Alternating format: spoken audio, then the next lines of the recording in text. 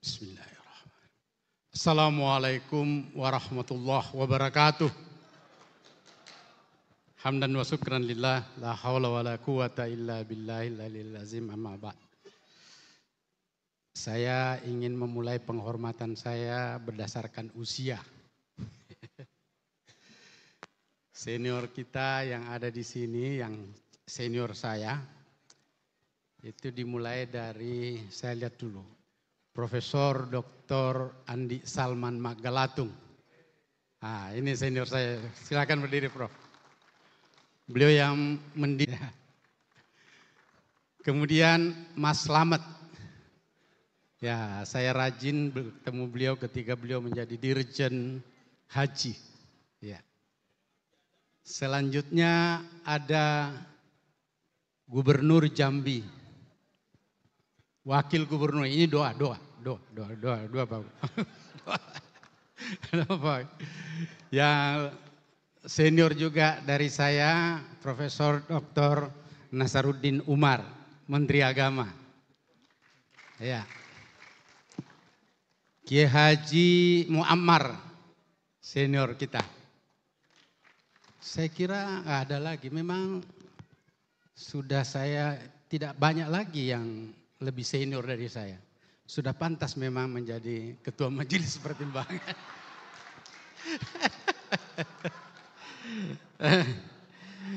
Saya ingin menyampaikan begini.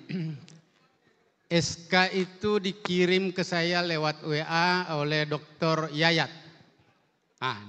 Saya tidak tahu apakah beliau ini hanya memang tukang kirim atau beliau eksekutor. Enggak paham.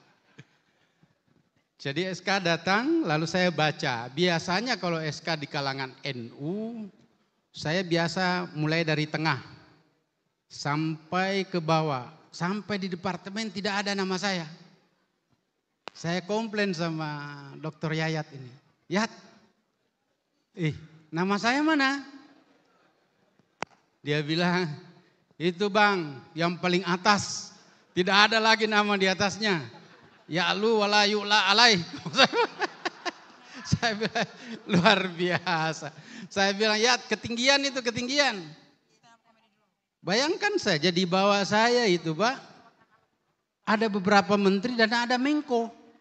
Dalam struktur kepemerintahan Republik Indonesia. Orang yang duduk di atas Menko dan menteri itu siapa?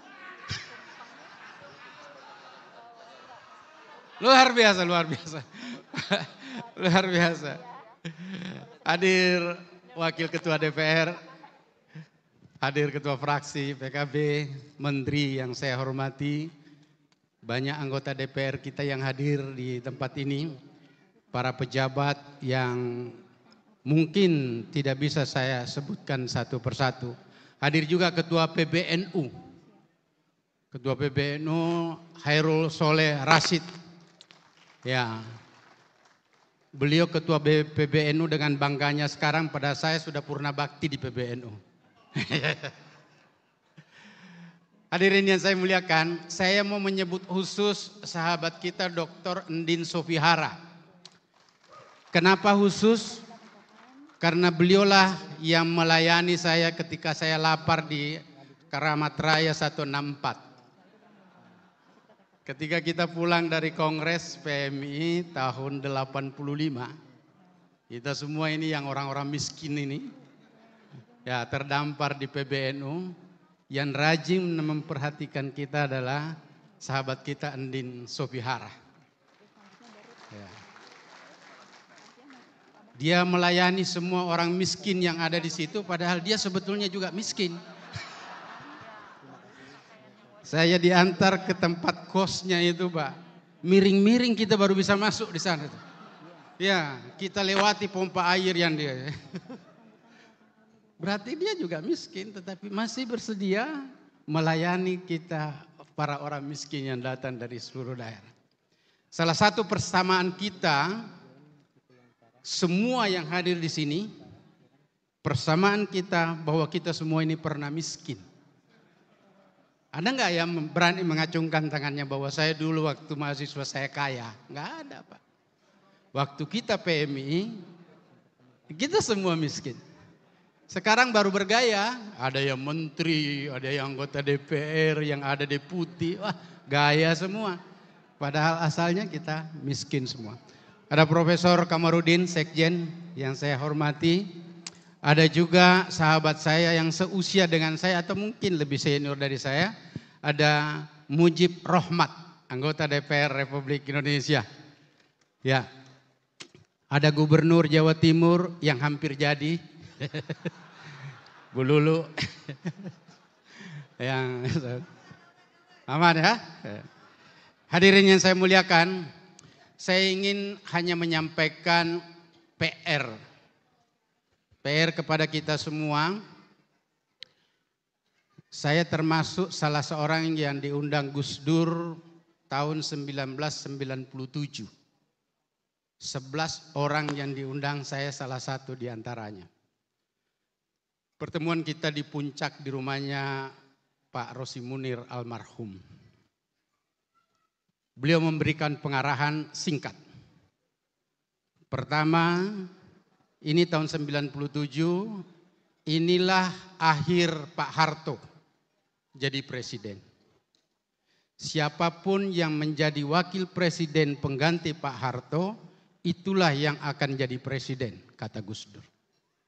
Dan saya bisa pastikan bahwa yang wakil presiden adalah Pak Habibie. Tugas kita adalah bagaimana melobi Pak Habibie dengan dua hal.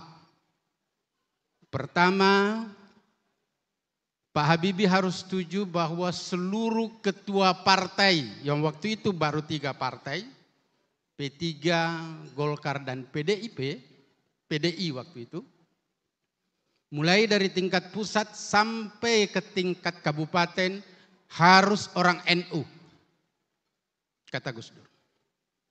Minimal rekomendasi dari NU. Itu yang pertama. Yang kedua, Pak Habibie harus menyekolahkan anak NU untuk S2 dan S3. Jumlah dan jurusannya ditentukan oleh NU. Itu Gus Dur. Lalu kemudian ditanya bahwa apa maksudnya Gus? Dia bilang insya Allah tahun 2004 NU yang akan memimpin negeri ini sebagai presiden. Artinya 7 tahun setelah pertemuan 1997. Kalau kita tidak kuasa di parlemen, tidak kuasa di birokrat, maka kepemimpinan NU ke depan rapuh. Dan terbukti ada turbulensi politik, tidak sampai 2004 Pak Harto mundur, Pak Habibie mengganti, Pak Habibie juga tidak terpilih karena ditolak laporan pertanggungjawabannya. Tahun 1999 Gus Dur terpilih jadi presiden tanpa mempersiapkan parlemen dan birokrasi. Akibatnya beliau hanya 18 bulan jatuh. Karena itu sahabat-sahabatku yang saya hormati, sebagian di sini adalah para politisi, para ilmuwan. Kalau NU ke depan mau memimpin negeri ini, konsep Gus Dur masih relevan sampai hari ini.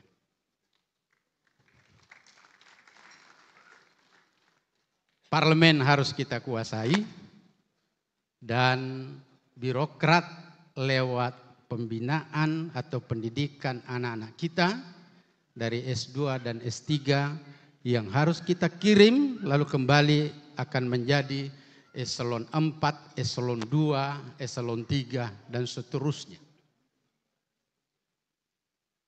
Alasan Gus Dur jatuh sederhana, nggak kuat di parlemen. Yang kedua, perintah beliau sebagai presiden hanya sampai ke menteri. Eselon 1, eselon 2, eselon 3 itu orang lain semua. Nggak jalan program, jatuh. Hadirin yang saya muliakan, persoalannya adalah kita ini kan alumni PMI. Saya ingin teman-teman objektif melihat Keramat Raya 164. Ya. Ini ada Ketua PBNU ada di sini. 4 penandatanganan dokumen resmi NU, Rois Am, Katib Am, Ketua Umum, Sekjen, 0 PMI. 0 PMI, Pak. Ya, dan saya kira ada di antara kita ini yang bekerja untuk itu. Hebat di forum ini. Hasilnya itu 4 penandatangan tidak ada PMI. Ya, sebagai kader kita gagal di situ. Itu yang pertama. Yang kedua, Raden Saleh. Ayo. Dari 68 anggota DPR RI saya sudah hitung. Ini Pak Cucun ada nih. Ya. Hanya 28 PMI. 40 diantaranya non PMI. Ya, yang tanda tangan siapa? Non PMI, Pak. Jadi setelah nanti Caimin selesai, apakah masih PMI yang pimpin itu? Sementara pemimpin di daerah partai, Pak, itu ekuivalen atau berkorelasi secara positif antara ketua wilayah dan anggota DPR RI di tingkat Jakarta. Ya, Golkar ya berkibar sendiri Mas Nusron di situ. Ya, ada Purnomo. Ya, ada Purnomo adalah yang lainnya. Ya. Jadi menurut saya hadirin yang saya muliakan, kalau konsep Gus Dur yang kita mau pakai adalah menguasai parlemen, maka ini kerjanya Pak Jasil, kerjanya Pak Nusron. Harus mendapatkan pekerjaan yang khusus. Ada Mbak Lulu dan ada Mas Mujib dari Golkar. Hadirin yang saya muliakan, saya kira tidak banyak yang harus saya sampaikan. Sebagai ketua majelis pembina, saya merasa sudah cukup menyampaikan PR ini kepada teman-teman. Pertama PR-nya itu adalah Keramat Raya 164. Yang kedua Raden Saleh. Tolong dipelihara dengan baik. Wallahul muwaffiq ila aqwamit thariq. Wassalamualaikum warahmatullahi wabarakatuh.